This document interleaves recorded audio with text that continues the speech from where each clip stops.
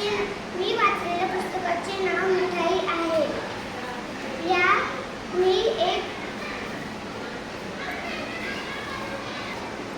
मी या पुस्तकाची माहिती सांगणार आहे. एक गाढव असतो, तो निवांत झाडाखाली बसलेला असतो. त्याला अचानक मिठाई खायची इच्छा होते. तो आपल्या जंगलाच्या मित्राकडे जातो आणि म्हणतो की मला मिठाई खायची, मला द्या. तर